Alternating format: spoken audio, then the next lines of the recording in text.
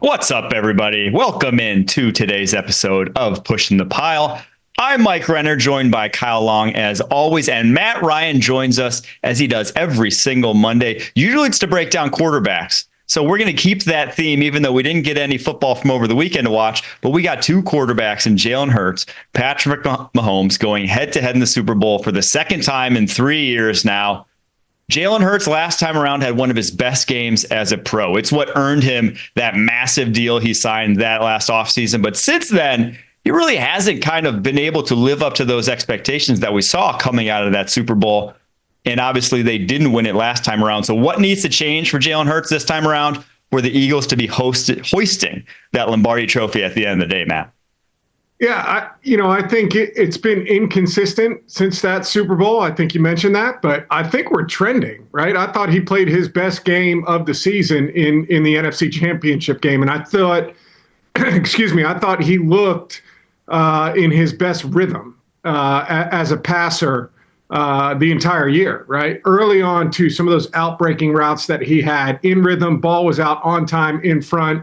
Think of the go ball to A.J. Brown on the sideline, just an absolute dime of a throw. And so I think he needs to perform like he did last week. And it's not going to be easy, right? The challenge going against the Chiefs is they're good against the run, right? And Philly's strength is running the football. So my anticipation is Steve Spagnuolo, you're going to have 8-man spacing, 8-man spacing on first and second down. It's going to be opportunities for one-on-one on the outside.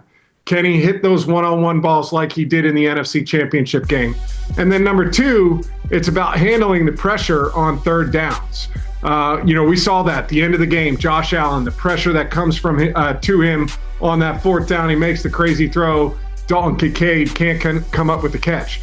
He's going to have to handle the pressure on third downs. He's going to have to take advantage of good throwing windows on the outside of the football field, in my opinion, on first and second down, given what they can do in the run game. I think he's trending in the right direction, though. I thought he played really, really well in the NFC Championship game.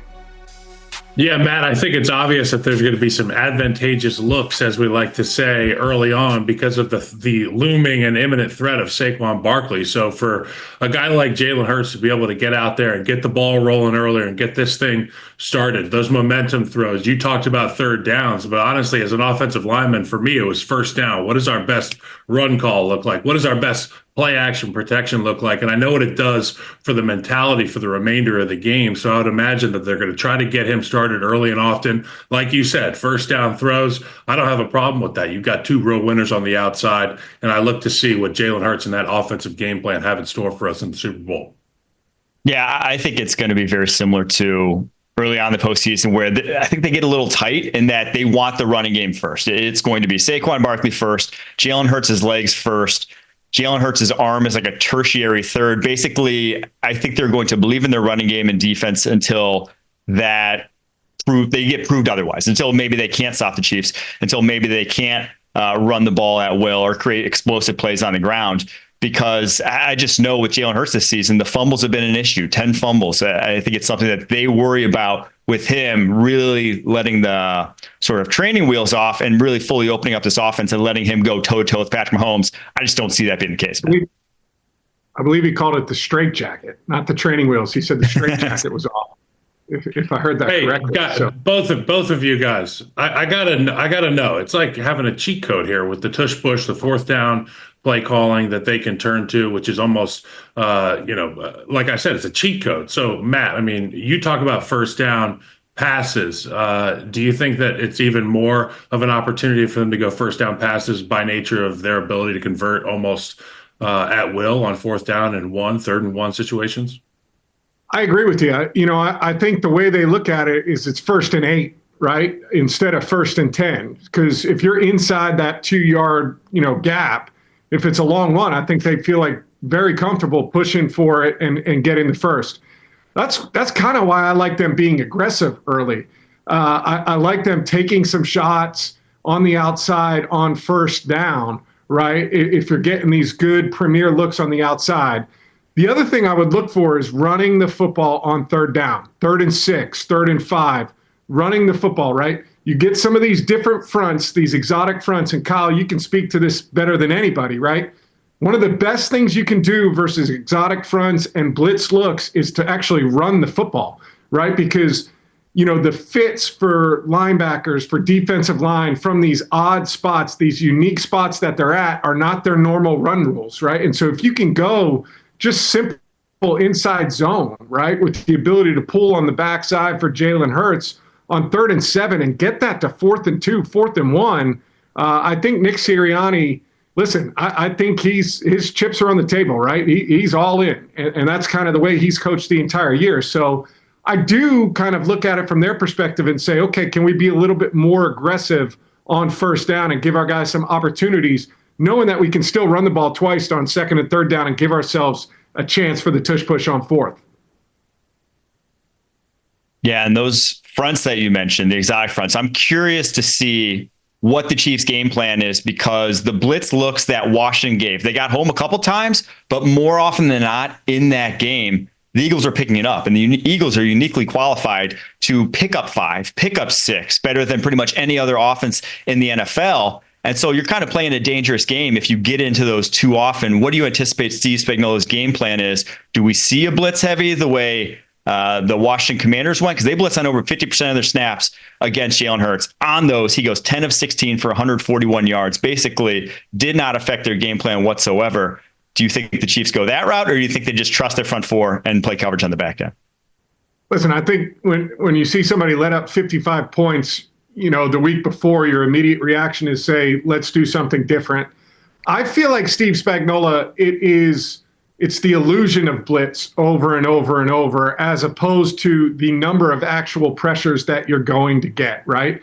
It's his ability to show you one thing and drop out and play zone coverage. Show you one thing, maybe bring those guys. Show you one thing, bring it from the other side. It's not necessarily always the blitzes that get you. It's the combination of all those things. And that's why, for me, part of that is let's run the football early on 3rd down, right? Let's see what your game plan is here. Let's see what kind of fronts you're going to come out in, and then go make our adjustments on the sideline. But I've always felt like Spags is holding them, right? He's holding these blitzes for the right time. And we saw that at the end of the AFC Championship game. Show you one way, he's brought it the other way the entire day. And then finally show you one thing and bring it from that side. So I don't think the Chiefs are going to be super aggressive. Like you said, I think Philadelphia's offensive line is excellent. I honestly think making Jalen Hurts hold the football and kind of sit there and process and go through all of those things might be your best course of action in terms of stopping them in the pass game with full zone coverage and make him kind of hit spots and hit locations. But, we'll see. Spags is one of the best to ever do it. And I'm sure these 2 weeks, he'll be dialed in and ready to go.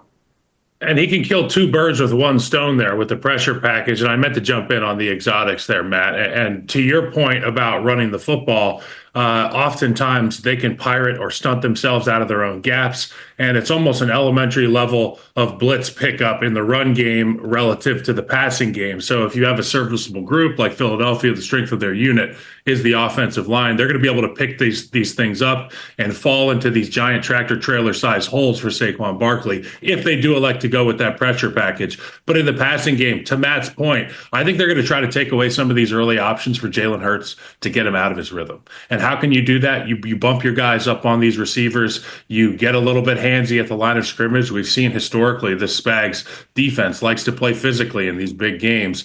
You pair that with the fact that now Mekhi Becton's looking out at the nickel trying to figure out who the hell's coming, what the rules are for protection. That is a good way to do it. Give the illusion of pressure and then keep it in your back pocket. And like Matt said, in that Josh Allen play, you come cat from the boundary and we're all in trouble.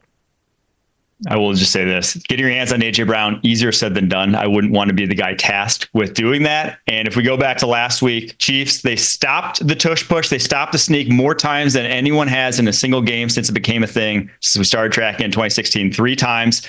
The Eagles obviously do it more than anyone else in the NFL, 10 times more than the Buffalo Bills even this regular season. Did it 6 times last Super Bowl. So we'll see how that matchup plays out. But the Chiefs obviously figured something out with how to attack that Buffalo Bills offensive line in those situations.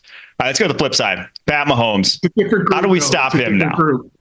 It is a different group. That's true. It might even be a different group than we saw last week in Philly. So how do we stop Patrick Mahomes here? What does he have to do? Well, listen, I think the game plan for Patrick Mahomes is always, you don't want to blitz Patrick, right? He can make you pay, kind of try and contain him. And I think that falls into Philly's hands really well, given what they have in that front seven, in the front four specifically. I think Jalen Carter's the X factor in this game. I really do. I always felt like, as a quarterback, internal pass rushers, guys who can collapse the center of the pocket, who can win when they get one-on-ones, or who can push double teams into your lap, into your feet. Those were always like the guys that drove me the most crazy, because it gets in your vision, it gets in your lap. You just feel uncomfortable when there's guys, in that space. So I think, you've got the opportunity to contain rush on the outside, not worry about winning one-on-ones, right? Trying to get that elite edge rush, but allow Jalen Carter to win and shoot his shot if he gets one-on-ones, or collapse the pocket and push to the center of the pocket and try and make the view for Patrick Mahomes cloudy, while having 7 guys in the back end defending their passing game, right? I think, if you choose to go man-to-man, they've got some explosive players. Xavier Worthy, great speed. Hollywood Brown has a big game last week. Travis Kelce, will he be that guy? But I think they play a lot of zone behind it and just try and make it muddy for Patrick and collapse the center of the pocket. That's what I think the Eagles will try and do. Matt, I think you are spot on there. It's going to be a bend, don't break defense from Vic Fangio. We've seen it time and time again. And the battle, to your point, is going to be in the middle of that offensive line, the middle of that defensive line, the center of the field. And luckily for football fans, we get all pros on all pros there with Jalen Carter, Creed Humphrey, Trey Smith. You're going to be looking at Caliendo getting tested often. And to your point, contain rush on the outside, because if you are denting the inside of the pocket for Patrick, in my opinion, there's nobody better at creating explosive plays outside of the pocket. There's a few guys that could throw their hat in the ring, but in this matchup, it's Patrick Mahomes by a mile. So you're going to want to contain rush him, but that's going to be the battle. It's going to be Trey Smith and Creed Humphrey and the boys against Jalen Carter and that interior defensive line of the Philadelphia Eagles. That's where the game will be won or lost, in my opinion. I think one of the most interesting things, too, is don't forget Joe Thuney, interior, moved to left tackle, right? And you're talking about that coming in, like that was the weak spot, but the strength of the interior of the defensive line for the Philadelphia Eagles, it's just going to be interesting to see how that shakes out. I was going to ask you this, Kyle, and tell me if this is crazy or not, because obviously they kicked Thuney out to left tackle throughout the playoffs here. But the Eagles' strengths on the interior, their best rushers, Milton Williams, Jalen Carter, those are their 2 best rushers. Those are defensive tackles. They are the ones exposing your guards. And that's where the most impactful pressure on Patrick Mahomes is. He can deal with edge pressure. He can run away from that stuff. Do we consider moving Thuney back in to guard for this game specifically because of this matchup? Or is that insane at this point, given how the offense has looked with him at left tackle? We preach continuity all the time in the National Football League. We preach it even more so in the offensive line room relative to other rooms. And I feel like it would be a real disservice to the entirety of the unit to have some lineup changes before this matchup. Because look, at the end of the day, Patrick feels comfortable getting to the top of his drop with Joe Thuney at the left tackle position, the guy he can't see, the guy he has to trust with quite literally his life and limb. So you keep him out there. Patrick understands what 0 is. You know what I'm saying, Matt? Where you put that back foot in the ground, you're like, okay, that's the wall right there. And I'm going to step up into the pocket. Now you got to have faith in Trey Smith, who's probably about to be the richest guard in the history of the National Football League this coming season. And then a first-team All-Pro, Creed Humphrey, to be there to help out with Caliendo on the left side, and you just go let the dogs eat the dogs. And as Creed Humphrey says, it's going to probably be a salt mines game. We're going to take them into the mines, and we're going to find out how bad they want it. Going to be very interesting to see, because all the things that people usually preach, what do you got to have to beat Patrick Mahomes, slow down this offense, the Eagles uniquely qualified to have. They've been, since their bye week in week 5, the best rushing defense in the NFL and the best passing defense in the NFL. So a movable object meets a unstoppable force, one of those sort of things. That's going to be this Super Bowl when the Chiefs have the ball. All right, we're going to take a quick break. After that, we're going to get to Matt Ryan's Super Bowl pick and his Super Bowl MVP prediction right after this.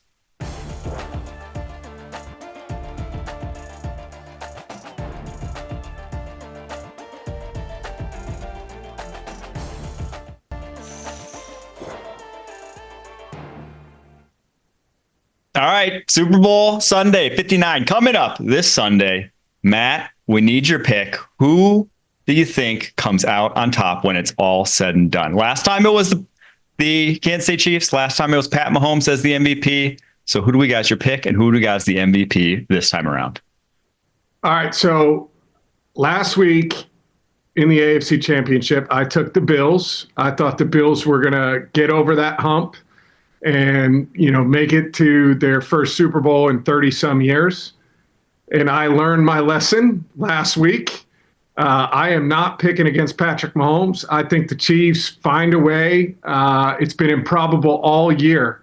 They have found ways to win games that they had no business winning, right? Statistically.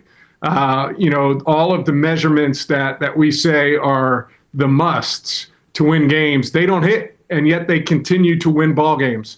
I think Patrick and Andy are the best combination of closers in the league right now for sure, and they're in the discussion for the best closers in the history of the game.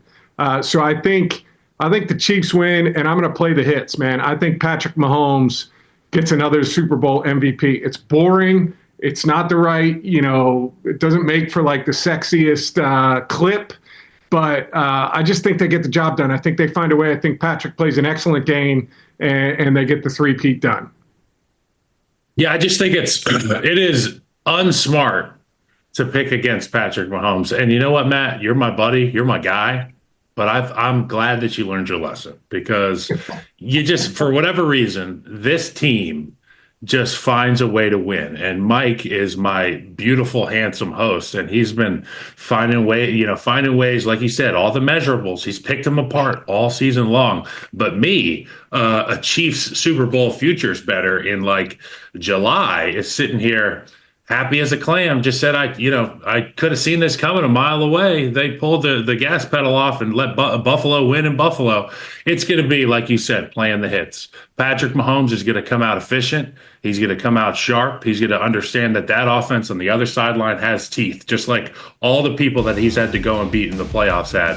And he's going to show up like a weaponized machine, ready to unleash offensively. It's probably the healthiest this football team has been all season. And you see Xavier Worthy on there plus 3,000. In my opinion, that could be the guy. If it's not Patrick, I could see Xavier Worthy having a fantastic game. He really stepped up into another echelon in the AFC Championship game, and I could see him building on this thing in the Super Bowl. I will admit I have been a Chiefs doubter, which I want to ask you this, Matt, because it's something that I think I've seen the past couple of weeks and I'm very curious about. When you are a team like this year's Chiefs team, and you've been a part of some teams that were very high expectations to start the year, a couple 1 seeds, team that went to the Super Bowl, how much are you saving in terms of the playbook, in terms of your offense, defense, whatever, in terms of play calls that can work, that will beat certain coverages and whatnot? How much are you saving during the regular season, knowing you can deploy it in the postseason? Or are the Chiefs kind of just in this unique spot where they can play a different game from everyone else with their expectations just being in a different sort of echelon?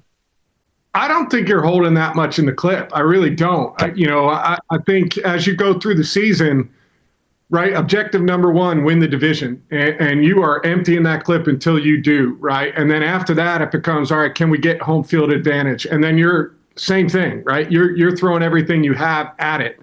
And I think Andy has always been that way as a play caller.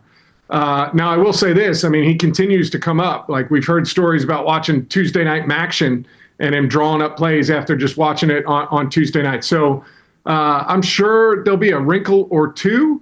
But, like, the plays they used at the end of the game last week were not new, right? They've run the roll pass to the right a ton of times. They've run the little slip deal that they got going the other way. Like, they've run all of those. They just execute them, and they call them at the right time, and they execute them better than anybody else. And so I don't think, I don't think they've held anything for this game. I agree with you, Matt. I don't think they're holding anything in there. If anything, they got some trick plays that are saved that they didn't get an opportunity to empty the notebook on during the season that we could see. We saw the corn dog stuff. Historically, Andy loves this stuff. I got to ask you, you're talking about executing and finishing. Andy Reid and Patrick have been fantastic. If they finish this thing and achieve the three-peat, where does that put Patrick in your mind, historically speaking, in the game of football? Well, I mean, in terms of a champion, he's the second. To me, it'd be number two, right? And I just Tom Brady has so many championships, and Patrick's on his way. But until you get there, for me, and I think Patrick would almost say the same thing, right? He's chasing that number of championships. I think it's the best 3-year run we've ever seen in the history of the league, and I don't think that's debatable, right? If you do that. So, as far as short-term dynasties, whatever you want to say, I think it would be the best. I think it would be the best stretch of football we have seen from an organization, from a quarterback, from a head coach, all of those things. But in terms of overall long-term greatest whatever, for me, he's still got to chip away at those championships. All right, Pretty there good. you have it. Cannot wait.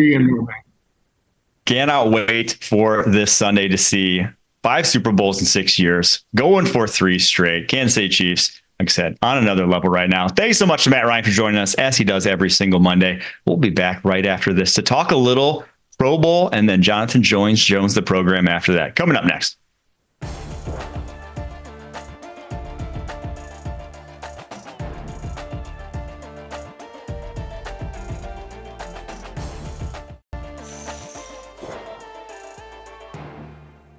All right, now it's time for the Captain of the Week, brought to you by Captain Morgan, the official spiced rum of the NFL. In honor of Super Bowl 59, Captain Morgan is spicing things up in a way you won't want to miss. Stay tuned for more info. Captain of the Pro Bowl, Kyle? None other than Jared Goff. I don't know if you watched it all. In the game, everyone was putting up numbers in the game. He goes 10 of 11, 126 yards, 3 touchdowns. That I feel like flag football is built for Goff's strengths. He's a guy that you just let him check down these over the middle like throws. He'll just go to town. So like a guy who was meant to play in the flag. I mean, if we're nominating guys to be on the flag in the Olympics, I think he's right in the mix. I think he's right in the mix for QB1, the Olympic team, because of that. 44 points in the skills competition, the most of any quarterback. So he brought home the MVP honors. I think he shared it with Byron Murphy, but he gets the Captain of the Week from us here. For his performance in the Pro Bowl. You mentioned him being the perfect flag football quarterback. And it got me thinking about the biggest differences in flag football. And there's no offensive lineman, so there's no real height requirement for the quarterback position. You can see so many more of these route concepts developing if you're a guy like, say, Kyler Murray. And I did see that guy that said he was better than Patrick Mahomes at flag football. Well, he can't run like Kyler Murray. So we can just throw Kyler Murray out there at quarterback, maybe as a gadget package with Jared Goff as the main guy, and we just become unstoppable. There you go. You're welcome. Kyler Murray, I do feel like if he just didn't have an offensive line, like didn't have to see over an offensive line, he might be in conversation for the GOAT. I wonder if you just draft, there's that 5'10" offensive lineman from North Carolina. I feel like the Cardinals have to draft him, right? Just because he's one guy he can see over. Yes, he was at the Senior Bowl. Willie Lampkin, you got to check him out. Things coaches have never said to him, you got to get low. Dude, he plays down low. there. You'll have to check out his tape. All right. That was the Captain of the Week, brought to you by Captain Morgan, the official spiced rum of the NFL. This Super Bowl 59 captain is calling out crews across America to gear up for something big. If you love hurricanes, daiquiris, really any delicious rum cocktail, you'll want to follow the captain and keep an eye on NOLA's most iconic street the week of the Super Bowl. Visit followthecaptain.com to begin your adventure. All right. Jonathan Jones, CBS NFL Insider, joins the program because Myles Garrett just requested a trade. What? From the Cleveland Browns? We're going to break down what to expect from that and a bunch of news stories over the weekend right after this.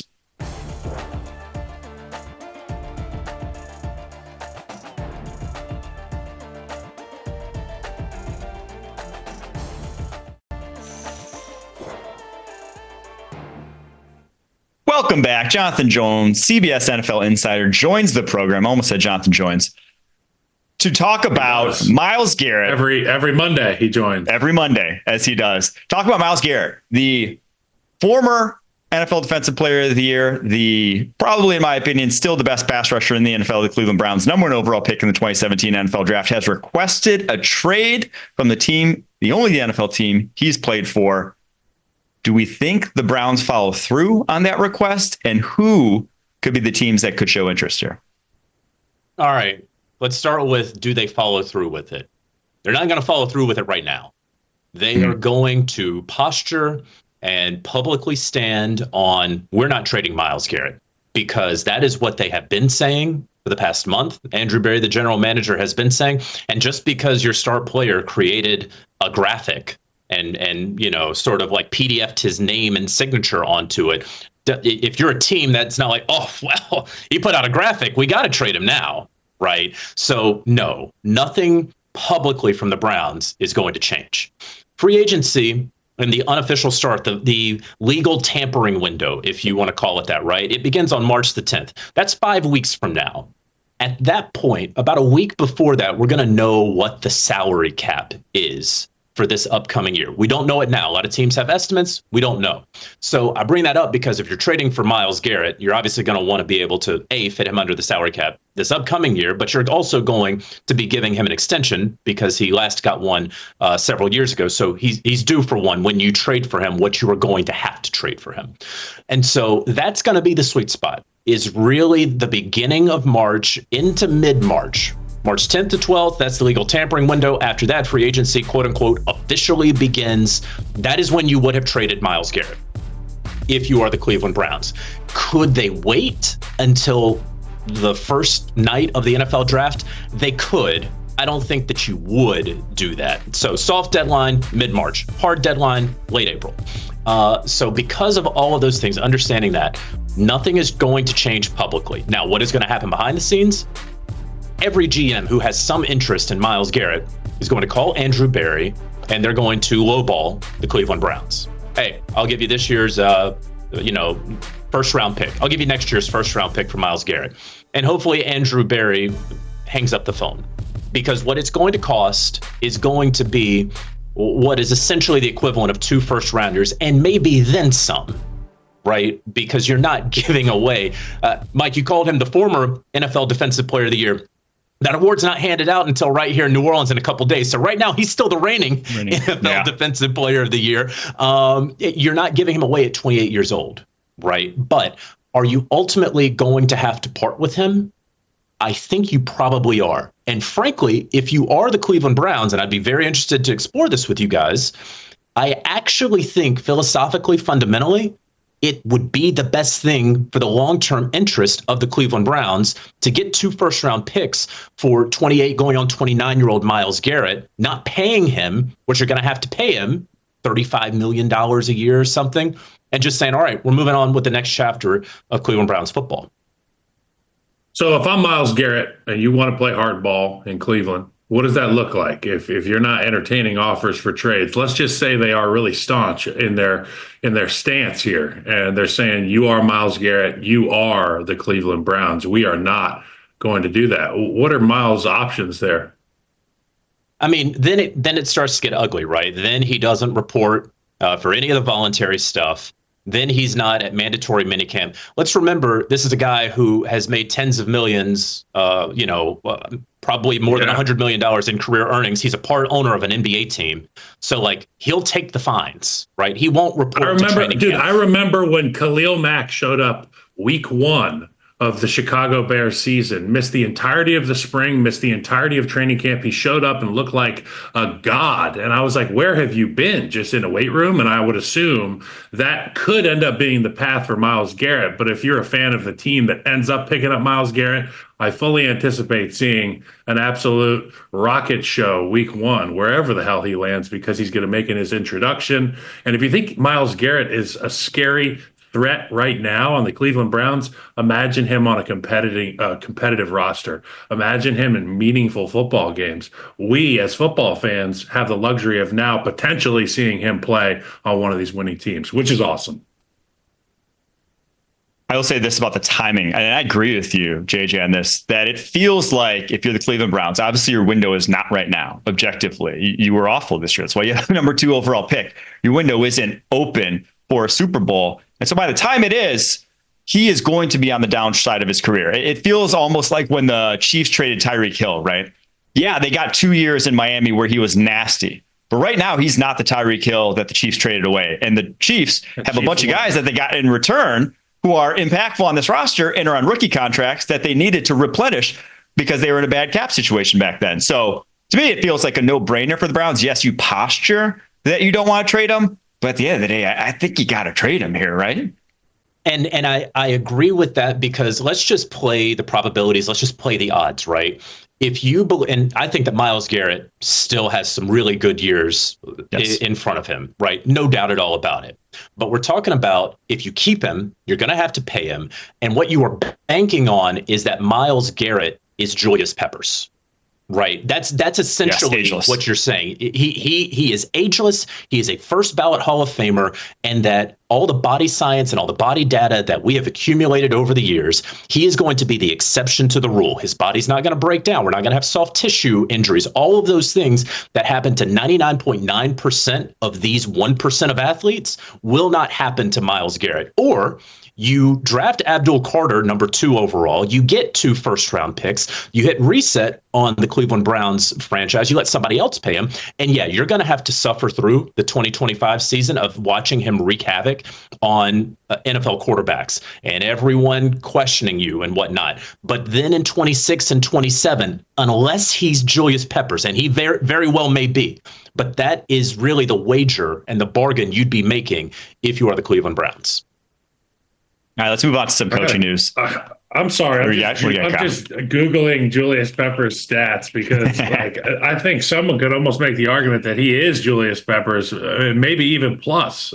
Julius Peppers, one of the most legendary rushers in the game. And I'm not here to compare. I'm talking about comparing.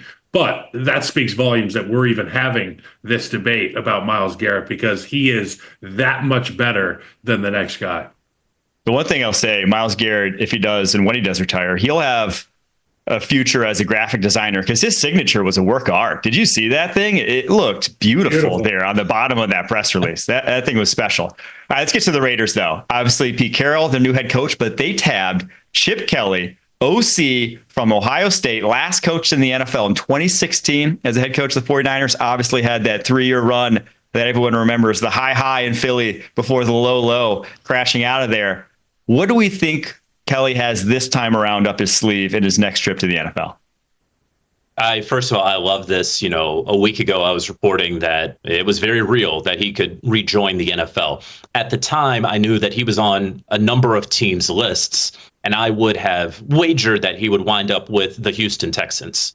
Of course, we know that he did not wind up with the Houston Texans or the Jacksonville Jaguars or the Tampa Bay Buccaneers, but that he winds up, of course, with the Las Vegas Raiders. What is unique here, what is interesting, is that I had been told, Kyle and Mike, that Pete Carroll, with this offensive coordinator hire, that person would potentially be in the driver's seat to ultimately be the successor to Pete Carroll in Las Vegas.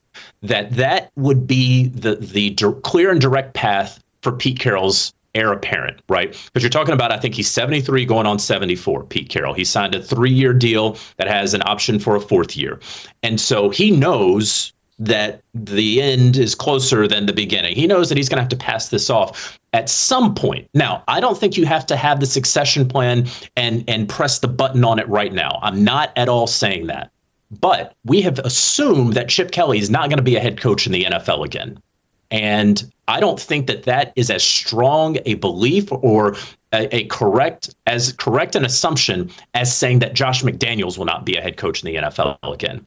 Did Chip Kelly crash out with Philadelphia? Yeah. Did it not work out in San Francisco? Sure. But if 2-3 years of good, solid coaching rehab in the best coached, best quarterback division in football, the AFC West, results in a couple playoff appearances, and Pete Carroll and Tom Brady and Mark Davis and that entire group says, hey, Chip, what do you think?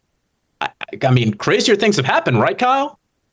Yeah, and I said this to you last week when Mike was out there scouting. I said, look, people that had issue, the voices that I hear speaking out negatively against Chip Kelly, it has nothing to do with his offensive mind, the wizardry that he's able to work on the football field as an offensive coordinator, as a coach.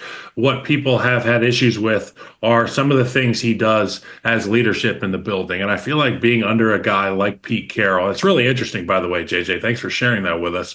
to be under a guy like Pete Carroll, who is universally beloved by his players, staff members, trainers, strength staff. Everybody loves Pete Carroll. That's the perfect environment for Chip to get his foot back in the door. Obviously, on the social hierarchical level, to get to see leadership in the finest degree, but also continue to flex his muscles as an offensive coach. He just won a national championship. Probably doesn't want to deal with NIL anymore. It's a simpler cut of ball in the National Football League. It's cut and dry, and I think he's really going to thrive in this role as the OC in Las Vegas.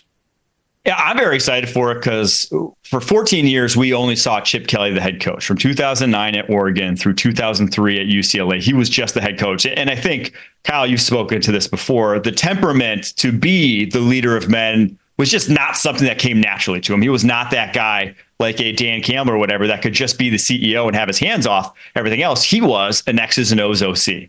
And when he first got the chance to be an X's and O's OC at Ohio State for the first time forever, well, they win the national championship. And they did a lot of creative things offensively, especially in that running game at Ohio State, that I was very excited about. And if I'm a Raiders fan, with that two-headed monster they have at tight end, and now this budding offensive line, I think you're very excited about this hire. I don't know. What are your thoughts, Kyle, in terms of his temperament at head coach versus offensive coordinator playing out here in Las Vegas? Well, his temperament might fit with the silver and black, the Raiders, better than any team, because they're a renegade bunch. They always have been, ever since my old man, and far long before he played. It's been that way, and it's still that way in Las Vegas. For whatever reason, the Raiders just gravitate towards these guys who are a little bit off the beaten path, and Chip Kelly is just that. But he is football. And you mentioned the two tight end sets that Chip Kelly started getting into at Ohio State, the creative things he was able to do there on his way to a national championship. You've got two thoroughbreds at the tight end position of different archetypes, or phenotypes rather, at that position. It's really a place that he can go to the well a lot and win. And you got to find out who plays quarterback for the Raiders. But outside of that, I'm confident that Chip Kelly will have a great game plan, and that Raiders fans will like the way that this offense looks. All right, we're going to take a quick break. After that, we got a few more coordinators to get to that dropped over the course of the weekend right after this.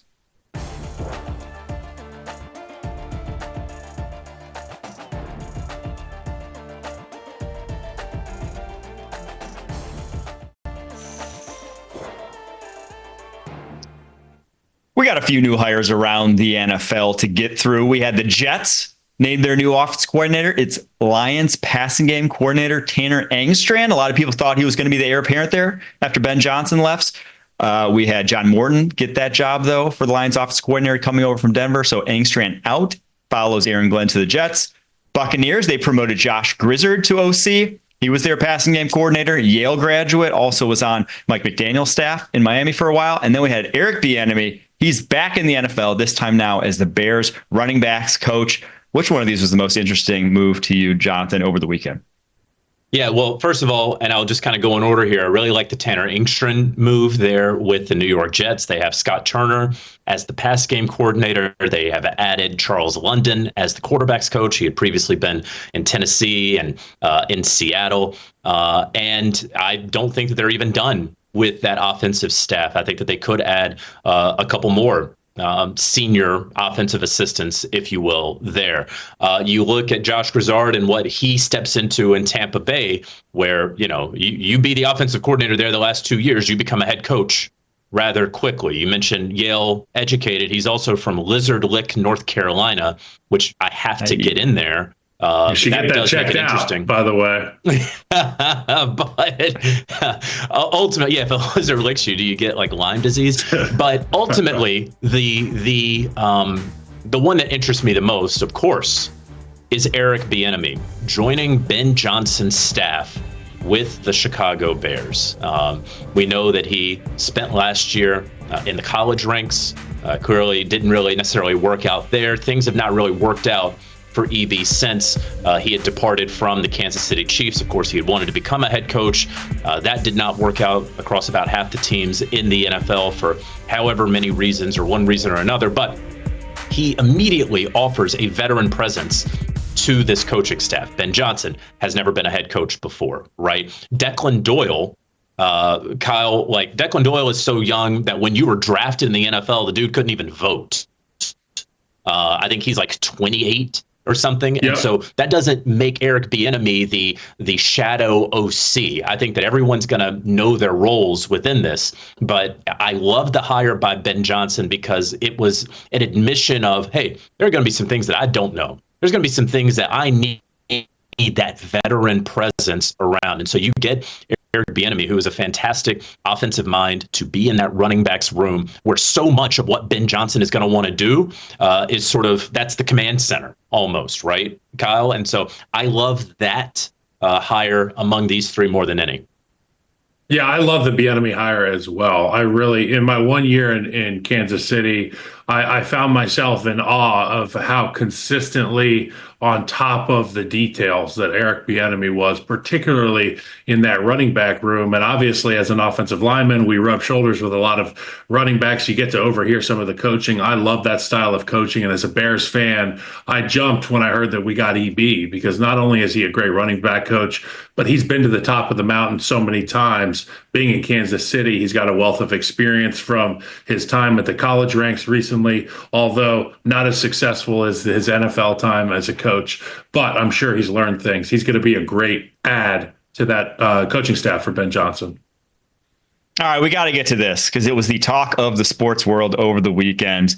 Luka Doncic, the former Dallas Maverick superstar, got them to the finals last year, I believe. Not a big NBA guy, so correct me if I'm wrong in these details. Traded to the Los Angeles Lakers. I need someone to explain this to me in football terms because people were losing their minds about this, JJ. Yeah, I know a couple people tried their hand at explaining it in football terms. It would be like this and like this. And frankly, I don't know truly what it would be like. It is so mind-blowing because he is a 5-time first-team All-NBA. He's not going to get it this year because he's going to have missed too many games to be eligible, right? I was at, I think, 3 of those finals games. You are correct, Mike. He did lead the Dallas Mavericks to the finals where they got trounced by the Boston Celtics 4-1 in 5 games. Obviously, he was a defensive liability. There were conditioning issues, and so the Dallas Mavericks more or less said, we can't win a championship with this guy. They said, nope, we just don't believe in him long term, but what we do believe in is Anthony Davis for the next 2 or so years. It just doesn't happen anywhere. Like, I'd like to say it doesn't happen in the NFL, but I guess it happens in the NBA. No, it shouldn't happen in the NBA. No one does this. So what would it be like? I mean, it would just be like, think about a top 3 quarterback and trading that guy because like a Josh Allen or a Joe Burrow, right? Who haven't gotten that Super Bowl ring. Right. They haven't been able to get over that hump, but they're right there. But it's Josh Allen with poor conditioning, right? It's Josh Allen with if he could just fix this one thing. And you were going after someone who is a veteran who might help you out on this other thing that you're lacking, but you're not going to have him for 10 years. And it may not work in the next 2 years. It was such a bad one that it's impossible to come up with an NFL equivalent. Yeah, I do think maybe they got mad at him for drinking too many beers. That's my own thought. The guy loves that video of Michael Finley grabbing his beer is amazing. Yeah, exactly. I'll say this though. I mean, as like an NFL fan, you're thankful that when quarterbacks turn out good, they get re-signed more often than not. Because if you're an NBA fan, you're a fan of the Dallas Mavericks right now. Say you're like a 15-year-old, you've grown up. This is the only guy you know. I just can't imagine they get traded overnight after you were in the finals last year. Thank God at least the NFL protects the stars at the quarterback position. All right, we'll be back on Wednesday. Pushing the pile all week long at Super Bowl. Until then, keep pushing.